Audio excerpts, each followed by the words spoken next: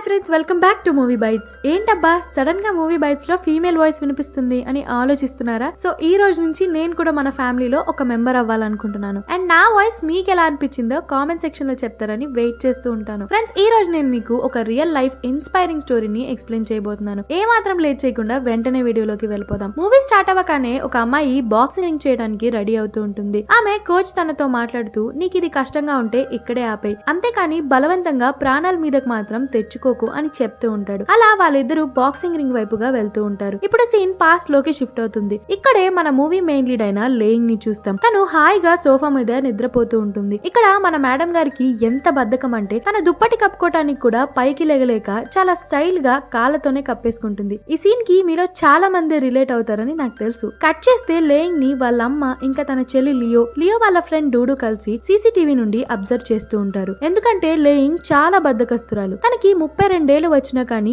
ఏ పని చేయకుండా వాళ్ళ అమ్మ నాన్న రన్ చేస్తున్న కిరాణా షాప్ లో చక్కగా తింటూ హాయిగా నిద్రపోతూ ఉంటుంది. తనని ఇలానే వదిలేస్తే బద్ధకానికి బ్రాండ్ అంబాసిడర్ అవుతుందేమో అన్న భయంతో లియో డూడు హెల్ప్ తీసుకుందామని అనుకుంటుంది. ఎందుకంటే డూడు ఇలా ఖాళీగా ఇంట్లో ఉంటున్న వాళ్ళకి టీవీ షో ద్వారా జాబ్ కల్పించి హెల్ప్ చేస్తూ ఉంటుంది. ఇంకా తను లేయింగ్ కి కూడా హెల్ప్ చేద్దామని ఫస్ట్ తనని ఇంట్లోనే ఒక వీడియో తీసి షోలో తన కోసం ఒక ఇంట్రో రెడీ చేద్దాం అనుకుంటుంది. నిజానికి లేయింగ్ కి ఇలా చేయటం అస్సలు ఇష్టం ఉండదు. కానీ వాళ్ళ అమ్మ బలవంతం చేయడం వల్ల చేసేదేమీ లేక టీవీ షో కోసం రెడీ అవుతుంది. కానీ డూడు అడిగే క్వశ్చన్స్ నచ్చగా అక్కడ నుంచి వెళ్ళిపోదాం అనుకుంటుంది. ఇంతలో లియో తన నాపి, నీకు ఇప్పటికే 32 వచ్చాయి, ఇంకా ఇంట్లోనే ఉంటావా? బయటకు వెళ్లి ఏదైనా పని చేయి. ఇలా అందరికి భారంగా ఉండడం నీకు సిగ్గనిపించడం లేదా అని తనని దారుణంగా మాట్లాడుతుంది. లేయింగ్ అందరి మీద కోప్పడి అక్కడ నుంచి వెళ్ళిపోతుంది. డూడు అదంతా కూడా రికార్డ్ చేసేస్తుంది. లేయింగ్ వాళ్ళ నాన్న అక్కడ జరుగుతున్నదేమీ పట్టించుకోకుండా చక్కగా షాప్ లో కూర్చొని పల్లీలు తింటూ ఉంటాడు. కట్ చేస్తే ఇంట్లో జరిగిన దానికి లేయింగ్ కి చిరాకు వచ్చి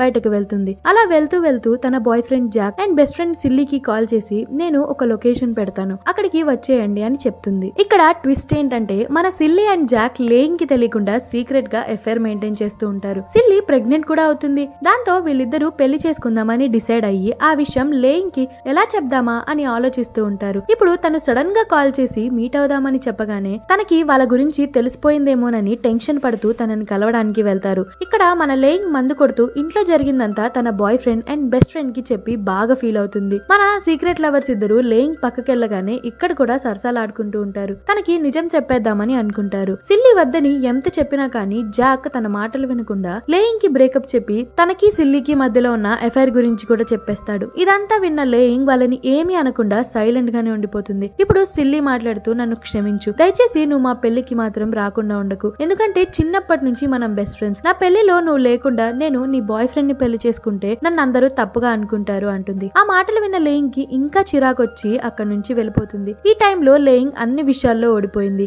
లవ్, ఫ్యామిలీ, కెరియర్ అన్నిటిలో రాంగ్ స్టెప్ వేసింది. దాంతో ఏమీ చేయలేక రోజంతా ఊరు మొత్తం తిరుగుతూ తనకి నచ్చిన ఫుడ్ తింటూ తాగుతూ ఇంటికి వెళ్లి మళ్ళీ తన సోఫాలో చక్కగా నిద్రపోతుంది. Next day morning Leo and వాళ్ళ అమ్మ మాట్లాడుకుంటూ ఉంటారు. వీళ్ళ మాటల్ని బట్టి లియోకి డివోర్స్ అయ్యిందని, తను సింగిల్ పేరెంట్ అవడం వల్ల రూల్స్ ప్రకారం తన పేరు మీద ఏం ప్రాపర్టీ లేకుండా తన కూతుర్ని స్కూల్లో జాయిన్ చేసుకోవడం కుదరదని, దాంతో తను లేయింగ్ పేరు మీద ఉన్న అపార్ట్మెంట్ ని తన పేరు మీదకి ట్రాన్స్ఫర్ చేసుకోవడానికి ట్రై చేస్తుందని మనకు అర్థమవుతుంది. ఇప్పుడు వాళ్ళ అమ్మ మాట్లాడుతూ, ఆ ప్రాపర్టీ లేయింగ్ కి వాళ్ళ అమ్మమ్మ ఇచ్చింది, నువ్వు నీ కూతురు కోసం మాత్రమే అది వాడుకోవాలి. లేయింగ్ తో ప్రేమగా మాట్లాడి దానిని తీసుకోమని చెప్తుంది. దాంతో లియో లేయింగ్ కి బాగా ఇష్టమైన ఫుడ్ ప్రిపేర్ చేసి తనని పిలిచి ప్రాపర్టీ కోసం కాకా పట్టడం స్టార్ట్ చేస్తుంది. లేయింగ్ కూడా చిన్నపిల్ల కోసం కదా అని ప్రాపర్టీ ఇవ్వడానికి ఒప్పుకుంటుంది. తర్వాత వాళ్ళ అమ్మతో మాట్లాడుతూ, లియో తన హస్బెండ్ ని చీట్ చేయకుండా ఉంటే ఇప్పుడు తనకి ఈ పరిస్థితి వచ్చేది కాదు అని అంటుంది. అలా అక్క చెల్లెలిద్దరి మధ్య గొడవ స్టార్ట్ అవుతుంది. అది కొట్టుకునే వరకు వెళ్తుంది. ఇంకా వాళ్ళ అమ్మ కోపం వచ్చి వాళ్ళిద్దరిని ఇంట్లో నుంచి వెళ్ళిపోమంటుంది. లేయింగ్ కి పిచ్చ కోపం వచ్చి బ్యాగ్ సర్దుకొని బయటకు వచ్చేస్తుంది. అలా వెళ్తున్న తనని వాళ్ళ అమ్మ కూడా ఆపకుండా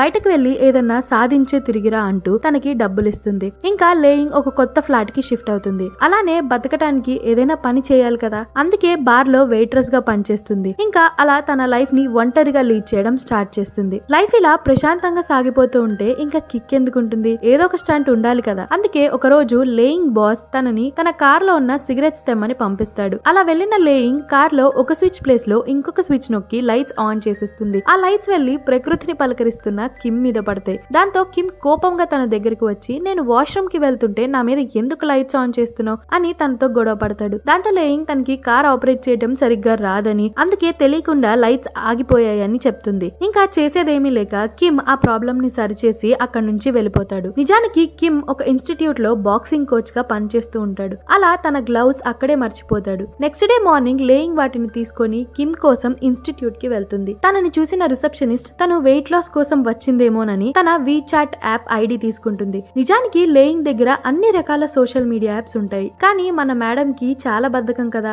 అందుకే ఒక్క యాప్ కూడా వాడదు. ఇంకా రిసెప్షనిస్ట్ అడిగిందని వీచాట్ ఓపెన్ చేసి కిమ్ ప్రొఫైల్ మీద ట్యాప్ చేస్తుంది. అలా వాళ్ళిద్దరూ ఫ్రెండ్స్ అవుతారు. నెక్స్ట్ సీన్ లో ఇన్స్టిట్యూట్ ఓనర్ తన దగ్గర వర్క్ చేస్తున్న వాళ్ళందరితో మాట్లాడుతూ, మీరు ఇక్కడ కేవలం ట్రైనింగ్ మాత్రమే ఇవ్వడం కాదు, ఇన్స్టిట్యూట్ లో మెంబర్స్ ని కూడా జాయిన్ చేయాలి, అప్పుడే మీకు శాలరీలో ఇంక్రిమెంట్ వస్తుంది అని చెప్తాడు. కట్ చేస్తే నెక్స్ట్ సీన్ లో కిమ్ లేయింగ్ కి మెసేజ్ చేసి ఒక అడ్రస్ చెప్పి రేపు కలుద్దామని తనని పిలుస్తాడు. లేయింగ్ కూడా దానికి ఓకే చెప్తుంది. ఇంతలో తనతో వర్క్ చేస్తున్న ఫ్రెండ్ లేయింగ్ తో మాట్లాడుతూ, ఈ ఇన్స్టిట్యూట్ లో వాళ్ళంతా మెంబర్షిప్ కోసమే మన వెంట పడతారు, నువ్వు వాళ్ళ దగ్గర జాగ్రత్తగా ఉండు, ఒకవేళ మెంబర్షిప్ కాకపోతే కిమ్ నిన్ను యూస్ చేసుకుందాం అనుకుంటూ ఉండొచ్చు కదా అని అంటుంది. కానీ లేయింగ్ మాత్రం తన మాటలు పట్టించుకోకుండా కిమ్ ని కలవడానికి వెళ్తుంది. కట్ చేస్తే మనోడు నిజంగానే లేయింగ్ ని మెంబర్షిప్ కోసమే ఇన్వైట్ చేస్తాడు. అయినా కానీ తను ఏ మాత్రం ఫీల్ అవ్వదు, ఎందుకంటే తను ఎక్కడో కిమ్ ని లవ్ చేయడం స్టార్ట్ చేసేస్తుంది. ఇంకా లేయింగ్ మాట్లాడుతూ, నా ఫ్రెండ్ ముందే చెప్పింది నువ్వు మెంబర్షిప్ కోసమే నన్ను ఇక్కడికి పిలిచావని, కానీ నేనే తనని పట్టించుకోలేదు అంటుంది. దానికి కిమ్, నిజానికి ఇలా పీపుల్ ని మెంబర్షిప్ పేరుతో ఇన్స్టిట్యూట్ లో జాయిన్ చేయటం నాకు కూడా ఇష్టం లేదు, నేను ఒక బాక్సింగ్ కోచ్, కానీ నా బాస్ నన్ను ఇలా చేయమని చాలా ప్రెషర్ చేస్తున్నాడు అని అంటాడు. తన మాటలు విన్న లేయింగ్ కిమ్ కి హెల్ప్ చేద్దామని ఇన్స్టిట్యూట్ లో జాయిన్ అయ్యి చాలా కష్టపడుతుంది. అలా చేయటం తనకి చాలా కష్టంగా ఉన్నా కానీ కిమ్ మీద ఉన్న ప్రేమతో ఆ నొప్పులన్నీ భరిస్తుంది. ఎందుకనో కానీ మనకి నచ్చిన వాళ్ళ కోసం ఏదైనా పని చేస్తున్నప్పుడు అది ఎంత కష్టమైనా వాళ్ళ కోసం చాలా ఇష్టంగా చేయాలనిపిస్తుంది కదా ఫ్రెండ్స్. మీ లైఫ్ లో కూడా ఎవరి కోసమైనా ఇలాంటి కష్టాలు భరించారా? అవేంటో కామెంట్ సెక్షన్ లో షేర్ చేసుకోండి. ఇంకా మూవీలోకి వెళ్ళిపోతే నెక్స్ట్ సీన్ లో కిమ్ హ్యాండ్ కి ఒక గాయం అవుతుంది. దాన్ని రిసెప్షనిస్ట్ చూసి తన గ్లౌస్ లో సీక్రెట్ గా ఒక బ్యాండేజ్ అండ్ లవ్ లెటర్ పెడుతుంది. ఎందుకంటే ఈ రిసెప్షనిస్ట్ కూడా సీక్రెట్ గా కిమ్ కి లైన్ వేస్తూ ఉంటుంది. కానీ లోపల ఏముందో చూసుకోకుండా కిమ్ ఆ గ్లౌస్ తీసుకెళ్లి బాక్సింగ్ చేస్తున్న లేయింగ్ కి ఇస్తాడు. ఆ గ్లౌస్ లో బ్యాండేజ్ అండ్ లెటర్ చూసిన లేయింగ్ కిమ్ కి కూడా తనంటే ఇష్టమని చాలా హ్యాపీగా ఫీల్ అవుతుంది. కట్ చేస్తే నెక్స్ట్ సీన్ లో కిమ్ బాక్సింగ్ మ్యాచ్ జరుగుతూ ఉంటుంది. లేయింగ్ కూడా దాన్ని చూడడానికి అక్కడికి వెళ్తుంది. ఇక్కడ కిమ్ మ్యాచ్ సూపర్ గా ఆడతాడు, కానీ పాలిటిక్స్ వల్ల జడ్జ్ ఆపోజిట్ లో ఉన్న వ్యక్తిని విన్నర్ గా అనౌన్స్ చేస్తాడు. తను ఎంత కష్టపడినా కానీ ఫలితం రాలేదని కిమ్ బాధతో లేయింగ్ ని తీసుకుని మందు కొట్టడానికి వెళ్లి అందరినీ బూతులు తిడుతూ ఫుల్ గా తాగేస్తాడు. అదే టైం కి మళ్ళా డూడు లేయింగ్ కి కాల్ చేసి టీవీ షోకి రమ్మని పిలుస్తుంది. కానీ లేయింగ్ తనకది ఇష్టం లేదని కాల్ కట్ చేసి మందు ఎక్కువైన కిమ్ ని తన ఇంటికి తీసుకుని వెళ్తుంది. ఆ రోజు నైట్ వాళ్ళిద్దరి మధ్య బంసిక్ అయిపోతుంది. అప్పటి నుంచి లేయింగ్ కిమ్ ని ఇంకా ఎక్కువ లవ్ చేయడం స్టార్ట్ చేస్తుంది. తను మ్యాచ్ లో ఓడిపోవటం వల్ల కిమ్ ఇన్స్టిట్యూట్ లో వర్క్ చేయటం మానేసి వేరే మ్యాచ్ కోసం ప్రిపేర్ అవ్వడం స్టార్ట్ చేస్తాడు. కానీ తన బాస్ కిమ్ ప్లేస్ లో జిల్ అనే వ్యక్తిని పంపుదామని అనుకుంటాడు. విషయం తెలుసుకున్న లేయింగ్ కిమ్ ఎలా అయినా మ్యాచ్ ఆడి గెలవాలని జిల్ ని కలిసి తను మ్యాచ్ నుంచి తప్పుకుంటే డబ్బులు ఇస్తానని ఆఫర్ చేస్తుంది. దాంతో జిల్ మ్యాచ్ నుంచి తప్పుకుంటాడు. ఇంకా చేసేదేమీ లేక బాస్ కిమ్ నే మ్యాచ్ కి ప్రిపేర్ అవ్వమంటాడు. దాంతో తను ప్రాక్టీస్ మొదలు పెడతాడు. ఇప్పుడు కిమ్ ఎలాంటి జాబ్ చేయటం లేదు కాబట్టి లేయింగ్ ఓవర్ టైంలు చేసి మరి తనకి కావాల్సినవన్నీ చూసుకుంటూ ఉంటుంది. తను కిమ్ ఎలా అయినా గెలవాలని తనకి మంచి ఫుడ్, షెల్టర్ అన్ని అరేంజ్ చేస్తూ అన్ని విధాలుగా సపోర్ట్ చేస్తుంది. కట్ చేస్తే నెక్స్ట్ సీన్ లో కిమ్ దగ్గరికి తన అపోనెంట్ ఫాదర్ వచ్చి తన కొడుకుకి ఈ మ్యాచ్ చాలా ఇంపార్టెంట్ అని కిమ్ ని ఈ మ్యాచ్ ఓడిపోమని చెప్పి తనకి చాలా ఎక్కువ అమౌంట్ ఆఫర్ చేస్తాడు. కిమ్ కూడా ఏ మాత్రం ఆలోచించకుండా తన లైఫ్ సెటిల్ అయిపోతుందని ఆ డబ్బులు తీసేసుకుంటాడు. లేయింగ్ దానికి కోప్పడుతూ, అయితే నువ్వు బాక్సింగ్ చేయటం నీ డ్రీమ్ కాదా, నువ్వు అది కేవలం డబ్బుల కోసమే చేస్తున్నావా అని అడుగుతుంది. దానికి కిమ్, అవును, నాకు డబ్బులే ముఖ్యం, ఒకవేళ నేను అవి తీసుకుంటే ఈ మ్యాచ్ అయిన తర్వాత నా లైఫ్ సెటిల్ అయిపోతుంది, లేదంటే నేను ఏదో ఒక కన్స్ట్రక్షన్ సైట్ లో లేబర్ గా వెళ్లాల్సి వస్తుంది, అయినా నేను నాకు నచ్చినట్లు చేస్తాను, నీకు ఇందులో ఏం సంబంధం లేదని తనని అక్కడి నుంచి వెళ్ళిపోమంటాడు. లేయింగ్ కోపంగా అక్కడి నుంచి వెళ్ళిపోతుంది. నెక్స్ట్ సీన్ లో కిమ్ మ్యాచ్ ఆడి ఓడిపోయి ఆ మనీ తీసేసుకుంటాడు. అలా వీళ్ళిద్దరి మధ్య డిస్టెన్స్ వచ్చేస్తుంది. కట్ చేస్తే తర్వాత సీన్ లో లేయింగ్ తో తన బాస్ మిస్బిహేవ్ చేస్తాడు. దాంతో లేయింగ్ వాడిని చిత్త కొట్టుడు కొడుతుంది. అలా తనని జైల్లో పెడతారు. విషయం తెలుసుకున్న డూడు తనకే హెల్ప్ చేస్తుంది. ఇంకా చేసేదేమీ లేక లేయింగ్ డూడు టీవీ షోకి వెళ్ళటానికి ఒప్పుకుంటుంది. నెక్స్ట్ సీన్ టీవీ షో దగ్గర స్టార్ట్ అవుతుంది. ఇక్కడ డూడు లేయింగ్ కి ఒక బ్లూటూత్ పెట్టి తను ఎలా చెప్తే అలా చేయమని గైడ్ చేస్తూ ఉంటుంది. తెలిసిందేగా ఈ టీవీ వాళ్ళు వాళ్ళ రేటింగ్స్ కోసం ఏమైనా చేస్తారు. అలా వాళ్ళు లేయింగ్ స్టోరీని కంప్లీట్ నెగిటివ్ గా మార్చేస్తారు. డూడు మూవీ స్టార్టింగ్ లో లేయింగ్ ని ఒక వీడియో రికార్డ్ చేసి ఉంటుంది కదా, ఇప్పుడు టీఆర్పీ కోసం తను ఆ వీడియోలో లేయింగ్ ని కంప్లీట్ గా నెగిటివ్ గా చూపించేస్తుంది. లేయింగ్ తన అలా చేయలేదని ఎంత చెప్పినా కానీ షోలో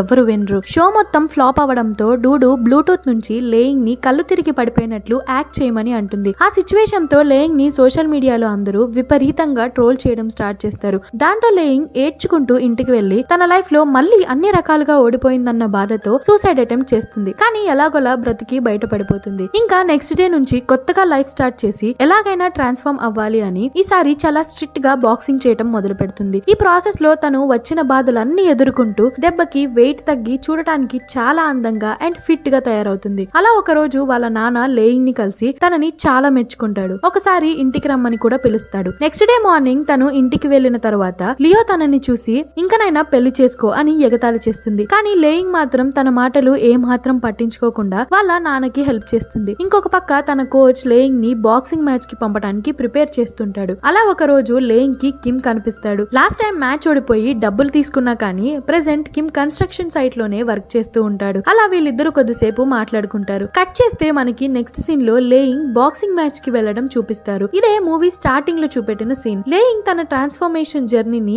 ఎంజాయ్ చేస్తూ చాలా హ్యాపీగా మ్యాచ్ కి వెళ్లి పర్ఫార్మ్ చేస్తుంది. తన మ్యాచ్ చూడడానికి కిమ్, లియో, లేయింగ్ వాళ్ళ అమ్మ నాన్న అందరూ వస్తారు. కానీ పాపం లేయింగ్ చాలా కష్టపడి ఆడినా కానీ మ్యాచ్ ఓడిపోతుంది. అయినా కానీ తను ఏమాత్రం బాధపడదు. ఎందుకంటే తన లైఫ్ లో ఇలాంటి కష్టాలు ఎన్నో ఎదుర్కొంది. తన ఫ్యామిలీ, బెస్ట్ ఫ్రెండ్, లవ్ అన్ని రిలేషన్స్ తనని మోసం చేశారు. నిజానికి తను మ్యాచ్ లో ఓడిపోయినా కానీ లైఫ్ లో మాత్రం గెలిచిందనే చెప్పాలి. ఫ్రెండ్స్, నేను మూవీ స్టార్టింగ్ లో రియల్ ఇన్స్పైరింగ్ స్టోరీ అని ఎందుకు చెప్పానంటే ఇది ఈ మూవీ మెయిన్ లీడ్ అయిన లేయింగ్ అంటే జియా లింగ్ రియల్ లైఫ్ స్టోరీ. తన ఈ మూవీ కోసం, తన లైఫ్ కోసం నిజంగానే ట్రాన్స్ఫార్మ్ అయింది. మూవీ లాస్ట్ లో తన రియల్ ట్రాన్స్ఫర్మేషన్ జర్నీని కూడా చూపెడతారు. ఇలా ఈ మూవీ ఎండ్ అవుతుంది. ఫ్రెండ్స్, నాకైతే పర్సనల్ గా ఈ మూవీ చాలా బాగా నచ్చింది. అండ్ మీకు ఎలా అనిపించిందో కామెంట్ సెక్షన్ లో చెప్పండి. సో ఇది ఫ్రెండ్స్ ఇవాల్టి వీడియో. ఈ వీడియో మీకు నచ్చినట్లయితే లైక్ చేసి మీ ఫ్రెండ్స్ అండ్ ఫ్యామిలీకి ఈ వీడియో షేర్ చేయండి. అండ్ మన ఛానల్ ని సబ్స్క్రైబ్ చేయడం అస్సలు మర్చిపోకండి. అలానే వాయిస్ ఎలా ఉందో కమెంట్ చేయడం కూడా మర్చిపోకండి. Thank you friends. మరొక వీడియోతో మళ్ళీ కలుద్దాం. జై హింద్.